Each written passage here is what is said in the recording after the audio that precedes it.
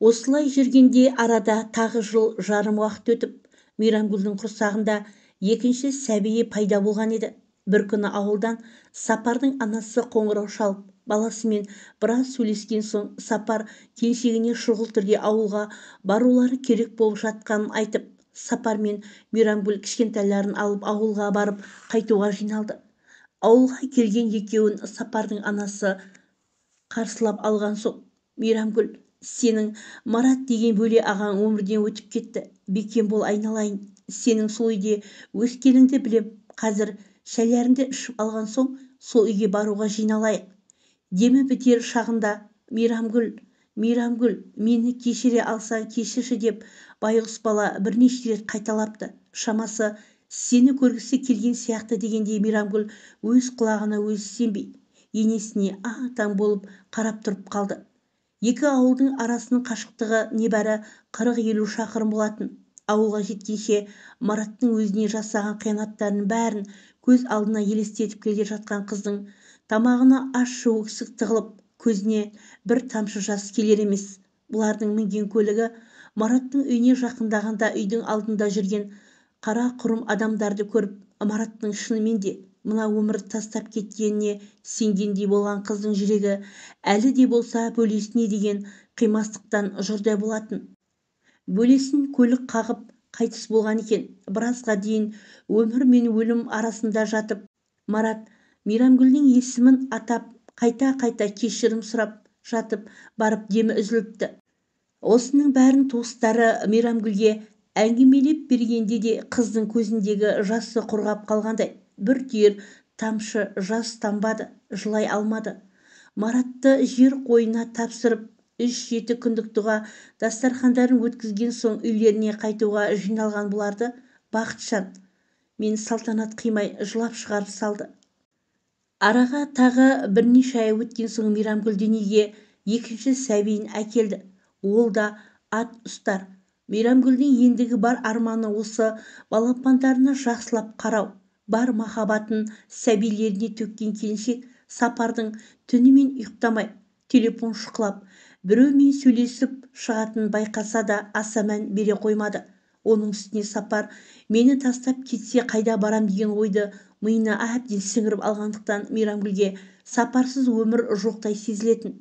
Сол үшін Сапардың бойындағы өзгерісті байқаса да күйеуіне қарсы ләм-лем демей сезбегенсіп жүре беруге әдетке айналдырып алған болатын.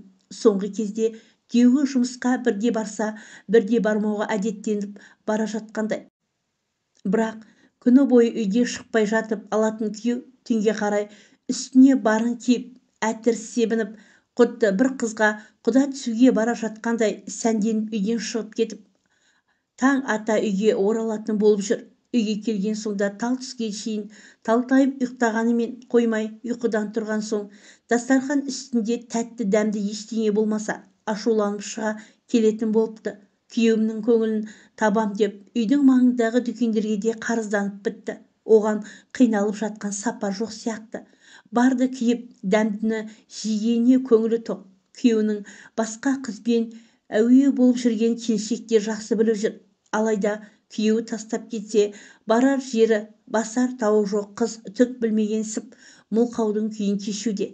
Ішінен мен өзім таза болып тиген жоқпын ғой, маған ренжіп басқа біреумен көңіл қосып уақыт өткізіп жүрген болар. Мені тастап кетпесе болды да деп өзін жұбатып қояды. Сол аралықта тағы 2 жылдай уақыт өтіп, келіншек 3-ші сәбиіне аяғы ауырлады. Бірақ Сапар жүрісін тоқтатар түрі жоқ. Тіпті түнгі қыдырысын бұрынғысынан да үдетіп, үйге бірнеше апталап қонбауды әдетке айналдыра бастады. Бір апта үйге қонбаған Сапар бүгін үйге ертелетіп оралған болатын. Үйге келген соң бұрынғыдай төсекке құлай кетпей, Мейрамгүлге айтар әңгімесі бар екенін айтып, қасына шақырып алды. Менің саған сүйіп үйленбегенімді, тек өзің жалынған соң аяп үйленгенімді өзің де жақсы білесің. Оның үстіне сен мені алдадың. Алдағаныңды білген күннен бастап саған мүлде көңілім қалғанын да білесің. Ал қазір менің сүйікті адамым бар. Екеуміз бір жерде жұмыс жасаймыз. Мен енді сол адамыма кетем. саған соны айту үшін ғана келдім дегенде Мейрамгүл, бізді тастамашы, сен кетсең балаларымыздың күні не болады, оларды жалғыз өзім қалай бағам деп еңіреп жылап күйеуінің тізесін құшақтап еңіреп отыра кетіп еді. Алайда шешімін өзгертпейтінін айтқан күйеуі әйелін жылап еңіреп жалынғанына қарамастан үйден шығып кете барды. Жалғыз қалған келіншек нәр татпастан бүк түсіп 2 күн жатқан болатын. Тек арасында орнынан тұрып балаларын тамақтандырғаны болмаса, үйдің ішіне пеш жағып жылытуға да әлі келмей, балапандарын бауырына қысып жылаумен ғана жатқан тұғын. Екінші күні баласының ыңқылдап жатқанын естіп, маңдайына қолын апарып еді. Үлкен баласының маңдайы жанып тұр екен. Күйеуімен айырылып қалдым деп еңіреп жатқанда баласын ауыртып алғаны түсінген келіншек дереу есін жинап алды да орнынан атып тұрып баласына қызудың дәрісін беріп пешке от жағуға жанталаса бастады. Кішкенеден соң екінші сәбидің де мұрны бітіп пысылдай бастағанын байқаған келіншектің одан әрмен зәресі ұшып жанталаса жедел жәрдемге қоңырау шалып еді. Жедел жәрдем дәрігерлері 2 балапанның қызуын өлшеген соң үшеуін де ауруханаға апарып салды.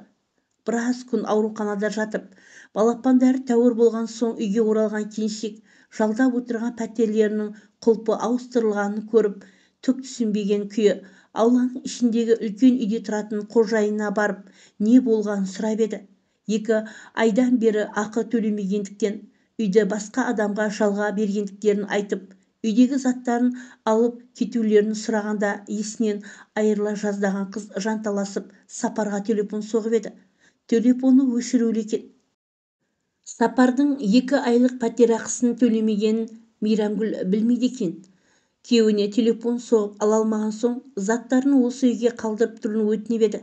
Үйдің қожайыны келісімін беріп, Мейрамгүл бір бұрышқа заттарын жинастырып қойды да үлкен ұлын жетегіне ертіп, кішісін көтеріп көшеге шықты. Шығуын шығып алғанымен қайда барарын білмеген келіншек көшеде сенделіп кешке дейін жүрді де қойды. Бір кезде қарындары ашқан 2 балапан қыңқылдап жылай бастағанда ғана есін жиған Мейрамгүл қайда барып түнесем екен деп ойланып біраз тұрып қалды.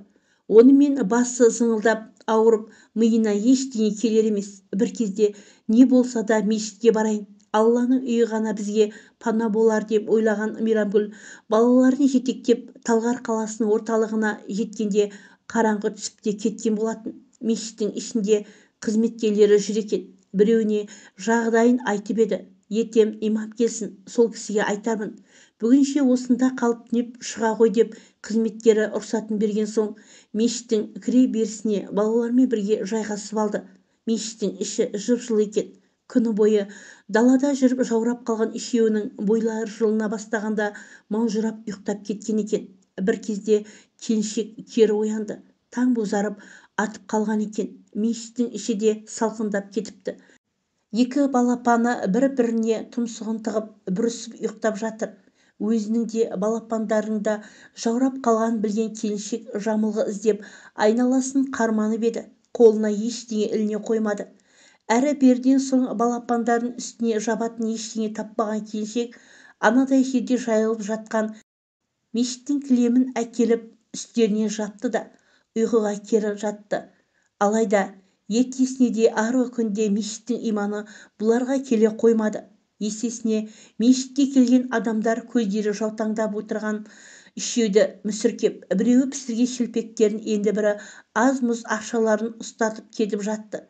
3 күн бойы жағдайларын сұрап көмек беруге ұмтылатын жанның болмауы келіншектің есін дереу жинатқандай. 3-ші күні қонып шыққан соң таң атысымен 2 балапан жетектеп Мейрамгүл Талғардың Ақбұлақ мөлтек ауданына келіп жалдайтын үй іздей бастады. Мейрамгүл кездескендерден сұрастыра жүріп жалдайтын пәтерді тез тапты. Тауықтың кепесіне ұқсас кіп-кішкентай жертөле болғанымен бағасы қалта көтерілік екен, небәрі бір айға 12 000 теңге. Үйдің қожайыны орыс кемпір екен. 2 бала жетектеген аяғы ауыр келіншекті аяды ма әлде құлайын деп тұрған жертөлесіне бұлардан басқа жалдаушыға табыла қоймас деді ме кім білсін. Әйтеуір ақшаңызды 10 шақты күннен берейінші дегеніне де бірден келісті. орыс әжей бұлардың төсек орындары мен ыдыс аяқтары жоқ екенін білген соң үйінен ескі матрастар мен азын-аулақ ыдыстарды әкеліп беріп бір қуантып кеткен еді. Мешітке келгендердің берген аз-мұз ақшасын жақын маңдағы дүкеннен май, нан алып келіп балапандарына рожке пісіріп берген соң маужырап ұйықтап кеткен балаларын сырттарына құлыптап далаға шыққан келіншек үй-үйді аралап жұмыс іздей бастағандығын, бағына орай бұлардың паналаған үйлерінің маңындағы екі қатарлы үйден жұмыс табыла да кетті. Ұсынған жұмыстары да онша қиын емес. Үй тазалап, астарын пісіріп беру, еңбекақысының күніне 2500 теңгеден беретінін естіген соң Мейрамгүлдің қуанышында тіпті шек болмады. Ертесіне есі кіре қоймаған екі балапан үйде қалдыруға қорқып, жұмысына өзімен бірге ертіп барып, қожайын әйелге жағдайын айтып еді. Үй иесі апай да балаларды жақсы көретін жан екен. Балаларға аналармен бірге жүре беруін рұқсатын бергенімен қоса күнделікті төлейтін ақшадан бөлек балалар мен Мейрамгүлдің ішер астары да өз мойнына алды. Ішіп жейтіндері жұмыс берушінің үйіне болғандықтан жұмысына төленген ақшаны шетін бұзбаған келіншек бір аптаның ішінде пәтер ақысын толық төлеп, орыс әжейді де бір қуантып тастаған болатын. Сөйтіп жүріп үйлеріне жақын маңдағы бір дүкенге еден жуушы керек екенін естіп, дүкеннің қожайына күндіз жұмыстан босай алмайтын, келсе кешкісін келіп тазалап тұруға келгісі келетінін айтып көріп еді. Ол да келсе кетті. Күндіз балаларының қасына тастамай, кешкісін бірер сағатқа орыс әжеге қалдырып, жұмысын жасап жүргенде арада тағы 2-3 ай өтіп, келіншектің босанатын уақытта жақындаған болатын. Күні жақындаған сайын, ертең босануға кетсем, балаларымды кімге тастап кетем? Бұл жақта мен келгенше балаларыма қарайласар жақын ешкім де жоқ, деп ұзақ ойланған келіншек босанар күні тақаған сайын ой үстінде жүр. Ол кезде өгей әкесі Бақытжан басқа әйелге үйленіп өз отбасын құрған болатын. Ал туған әкесімен мүлдем байланысын үзіп, телефон нөмірін өшіріп тастаған еді. Ақыры ұзақ ойланған Мейрамгүл бір тоқтамға келіп, балаларды алып Сапардың анасына баруға жиналды. Оның үстіне төртеуі әлі Сапардың үйінде тұрған болатын. Сапардың анасы немерелерін сағынып қалған екен. Балаларға құшағын жая қарсы алды. Алайда немерелеріне деген сағынышын басқан енесі: "Сен маған ренжіме, немерелер менікі болғанымен, сен енді менің келінім емессің. Баламның қазір басқа отбасы бар. Енді сені өз үйімде қалдыра алмаймын. Балаларды осында қалдырып, өзіңнің туыстарыңа барғаның дұрыс. Бүгінше осы үйге қонып шық, ал ертең туысқандарының үйіне барарсың", деп Мейрамгүлге бұл үйде орын жоқ екенін ашып айтты. Бұл сөзге қарсы уәж айта алмаған келіншек ертең қайда барсам екен, әлде дәрігерге барып толғақтың екпесін салдырыңызшы деп өтініп перзентханаға жатсам екен, деп түнімен ойланып жатып ұйықтап кеткен еді. Бір кезде іші қатты бүріп ауырып кері оянды. Шамалдан соң ауруы тарап кеткендей болып кері ұйықтап бара жатыр еді. Араға шамалы уақыт салып іші қайта бүре бастады. Іші ауырып, мазалаған сайын толғақ болып шықса екен деп үміттеніп жатқан келіншектің үміті алдамапты. Бір кезде толғағы жиілеп, бебеулете бастағанда енесі жедел жәрдем шақыртып, дереу перзентханаға жеткізілген келіншек тағы бір алтын асықтай ұлға өмір сыйлады. Үшінші сәбиін өмірге әкелген соң, сәбиі 40-нан шыққанша енесінің үйінде болып, баланың жөргек буын алған соң 3 балапанмен Алматы шаһарына келген болатын. Жалдайтын пәтерін тауып орналасқан соң бала қараушы іздестіріп көріп еді. Күніне 1000 теңге алуға келісетін күтуші де тез табыла кетті. Балаларын қарайтын сенімді адам табылған соң Мейрамгүл табылып тұрған 2 жұмыстан да бас тартпай қатарынан қос жұмысқа кіріп, жағдайын әжептәуір жөндеп алған болатын. Жұмыстан келіп, балалардың тамағын берген соң, балалардың төсегін дайындап жүрген еді. Қалта телефоны шырылдады. Телефон соғып тұрған Сапар екен. Қысқа амандықтан соң Сапар балаларын сағынғанын, балапандарын көргісі келіп жүргенін айтып, мекен жайларын сұрап алған еді. Ертесіне кешкісін үйлеріне келген Сапар балаларын ойнатып ұзақ отырды. қас қарайып бара жатса да кетуге асығар емес. бір кезде ана әйелмен мінездері үйлеспей ажырасып кеткен, балаларынсыз өмірі қиын болып жүргенін, егер қарсы болмаса қайта қосылғысы келетінін айтып қалды. Күйеуінің бұл айтқанына сенер-сенбесін білмей келіншек Сапарға аң-таң болып қарап еді. Сапар өтірік айтып отырмаған секілді. Өздерінен кеткелі көріп тұрғаны осы бүгін ғана. Күйеуінің жағы қуарып солып жүнжіп кеткен сол кезде ғана байқаған келіншек балаларының әкесін аяп кеткен соншалық, осыған дейін жалғыз жүріп көрген қиындықтарын бәрін ұмытып, бір жағынан қанша дегенмен де балаларының туған әкелері ғой деген оймен Сапардың өздерімен бірге қалуына бірден келісім бере салды. Туған әкелерінің балаларының жанында болғаны Мейрамгүлдің де көңілін тыныштандырып, іштей шүкіршілік айтумен болды. Онымен үйренісе келе Сапар баяғы әуеніне қайта бастап, жұмысқа бармай, Мейрамгүлдің тапқанын ішіп-жеп үйде жатуды әдетке айналдыра бастады. Жалғыздық жанына батқан келіншек күйеуінің мұнысына ештеңе демейтін. Бір күні Сапар, қашанғы үй жалдап қаңғып жүреміз, ауылға барамыз, жиналыңдар дегенде де келіншек күйеуіне қарсы ләм-лім демей ауылға көшуге жиналды. Онымен ауылға келіп, енесінің қолында азғантай уақыт тұрғаннан соң Сапардың анасы: "Мен жалғыз тұрып үйренген жанмын. Балалардың у-шуына қан қысымым көтеріледі. Бөлек шығыңдар" дей берген соң, ауылдың шетінен пәтер жалдап бөлек шықты. Ауылға келген соң көп кешікпей Мейрамгүл жұмысқа орналасты. Ал Сапар болса, бұрынғы әдетін қайта бастап, жеңіл жүріске түсіп, оған қоса Мейрамгүлді сабағанымен қоймай, енді кішкене балаларға қол көтере бастаған еді. Басына түскен барлық қиындыққа көнсе де, Мейрамгүл балаларының таяқ жегеніне көне алмайды екен. "Мені қанша сабасаң да көнермін, алайда балаларыма қол ұшыңды тигізуші болма" деп күйеуіне бірнеше рет ескерту жасап еді. Онымен Сапар әйелінің ескертуіне құлақ аса қоймады. Ақыры шыдамы таусылған күні Мейрамгүл 3 баласын алып, сол ауылдың шетіндегі басқа үйге көшіп алды да, әкіреңдеп артынан келген күйеуін учаскелік полиция шақыртып салып жіберді. Осы жағдай бірнеше рет қайталанған соң Сапар да Мейрамгүлден қорқайын деді ме, әлде тағы біреуді тауып алды ма? Әйтеуір бұл үйден біржола қарасын өшірді.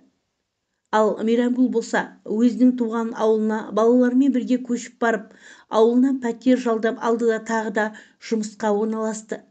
Қазіргі таңда 38 мың айлығы бар жұмыста.